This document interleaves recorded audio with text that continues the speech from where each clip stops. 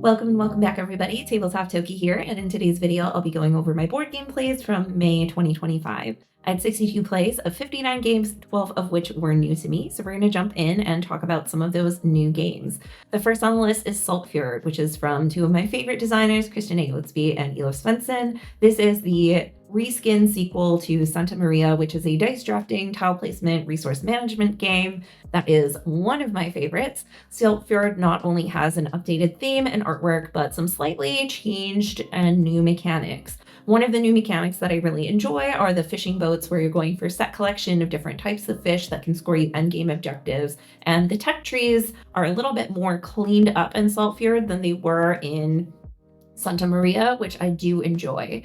One of the big changes that I wasn't a huge fan of, however, was the resource management portion. In the original Santa Maria, there are only a few resources, I think like 5 or 6 that you can keep track of, and you can only have a maximum of up to 3 of each of those resources with the exception of money. So it's very tight efficiency with resources and trading. However, in Saltfield, you have an entire pyramid of resources that can upgrade, downgrade, trade in for money, buy, etc. So it's a lot more free-flowing, which some people may prefer, but I do not, especially in the context of having so many other wonderful mechanics to focus on, like the dice drafting, tile placement, engine building, and those tech trees with endgame scoring. So I think overall, while I do like the aesthetic of Saltfield, I'm not sure that it's one that I'll be adding to my collection, because in addition to the resource limitations, which I enjoy in the original Santa Maria also has quite a few different modules in its expansions,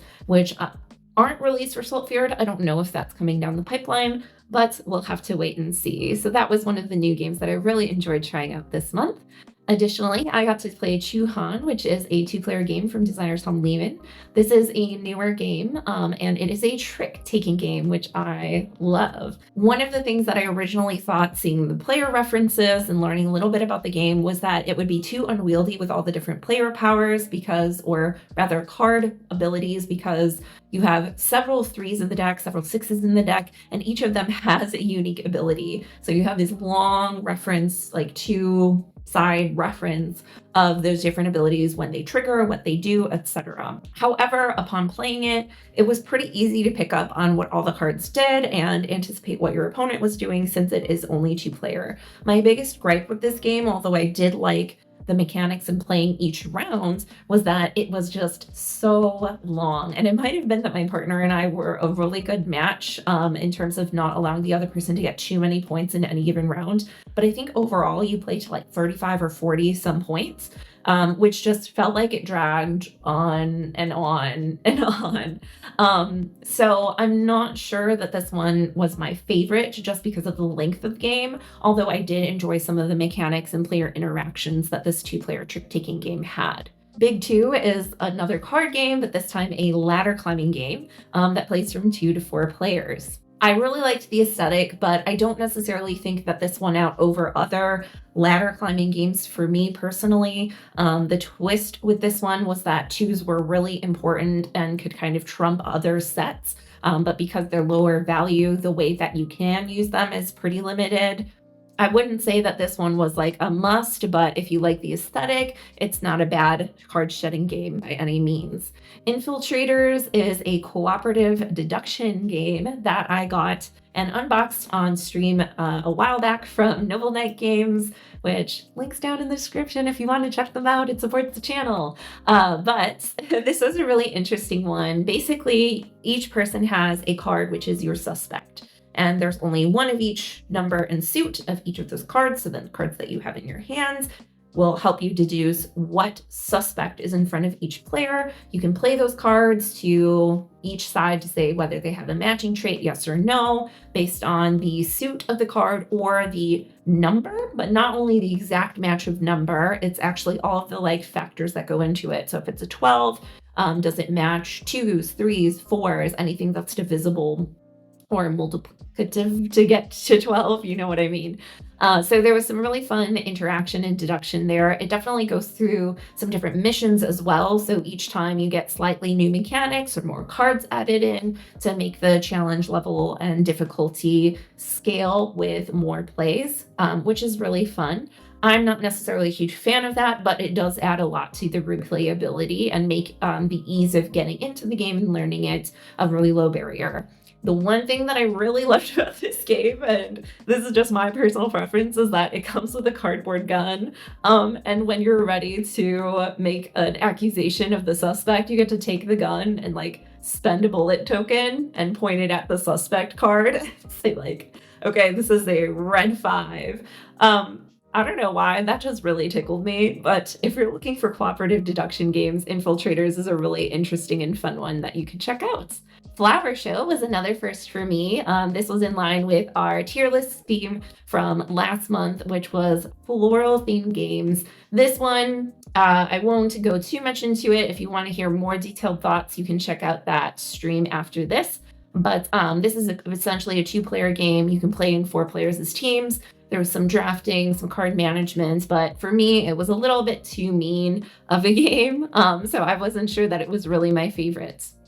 Frenemy Pastry Party is an adorable game for 3 to 6 players, basically in the line of Go Fish, where you're trying to look for ingredients to make a cake, and you can ask your opponents for help with that, which will score both you and them points, hence the frenemy part of the Pastry Party title.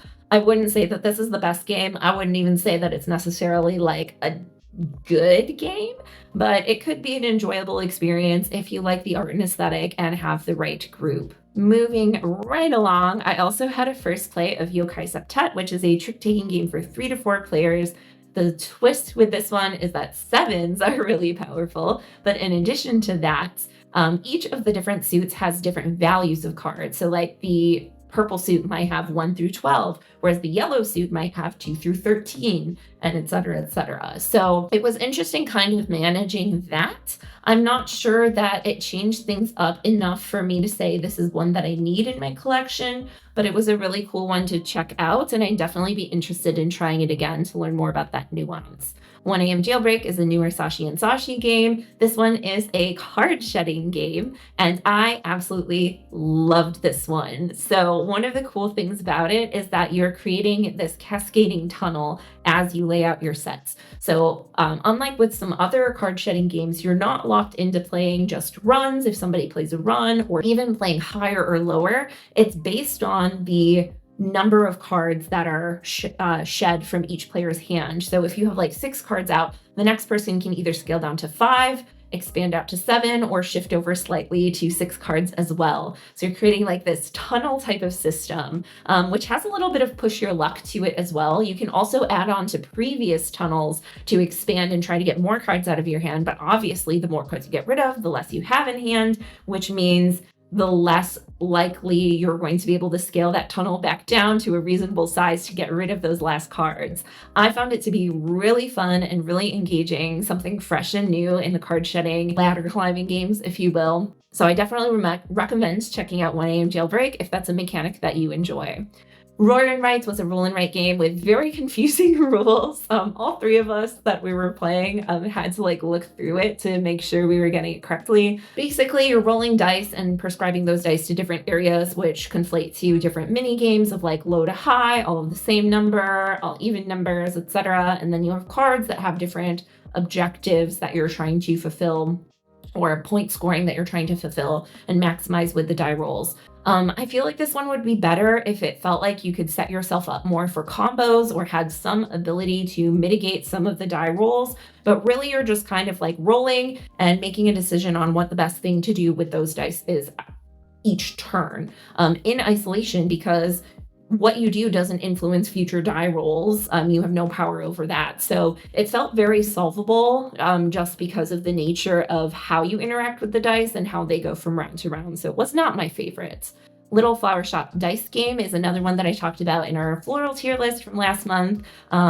To sum it up, this one was a sleeper for me. I hadn't really heard about it or known a lot about it, but I thought that the die rolling, re-rolling, pushing your luck with staying in longer to try to get better results, and how that allows you to draft your different objectives and like decorations for your shelf. I thought that it was a really nice balance. It was really quick and concise and easy to learn and easy to get to the table. Wild Cards is a simultaneous bidding selection game where you are going to have different valued cards of different types of landscapes that you'll flip up in order to claim different animals, but not everybody will get an animal each round. In addition to that, it's really cool because if the background landscape of the animal that you draft matches yours, you get bonus points, and each of the different animals, if you have a majority of them at any given time, will allow you to get access to a unique ability. This one isn't like a top tier game by any means, but it was a really enjoyable one to check out, and I really do love the aesthetic personally. Herbarium was a game that I was really excited to get my hands on. I found it at a silent auction of a local convention. I thought it was a game that I would never see in person. And as you can see here, it says that it is a photogenic board game. It is gorgeous, but that's about it, unfortunately. Basically, you're just selecting tiles, putting them into your vials, scoring your different perfumes, and that's kind of it. There's some hidden color favoritism, scoring mechanics, which I've seen in quite a few lighter set collection games. It kind of implies that there's like a fun bluffing element to the game where you can trick people into what you think the preferred color is, but really it kind of never works out that way, at least in most of the games that I've seen, and certainly not here in Herbarium, which was unfortunate because it is a very beautiful game, but this one was a miss for me. So there you have it. Overall, pretty quick, pretty concise month of games. Let me know in the comments what you've been playing and if you have any recommendations for this month. Before we go, I do want to say a huge shout out again to our sponsor, Noble Knight Games. You can check out the link in the description for some great deals on new and used games. And speaking of thank yous, thank you to our channel members. Y'all are the best for supporting us here on YouTube, Discord, Instagram, across all of our different platforms, and just being really supportive, amazing, insightful members of the community. So thank y'all so much. And thank you so much for being here and watching the video. If you'd like to like the video, it helps it get out to a wider audience. And if you haven't subscribed yet, I don't know what to tell you. There's still a thank you there, but like with an asterisk. So maybe subscribe so we can remove that asterisk for y'all who somehow haven't found that big red button down there. It's right down there. Just click it. Trust me, it'll be fine. That's about all the time we have for today. Thanks so much for joining me, and I'll see you next time. Bye.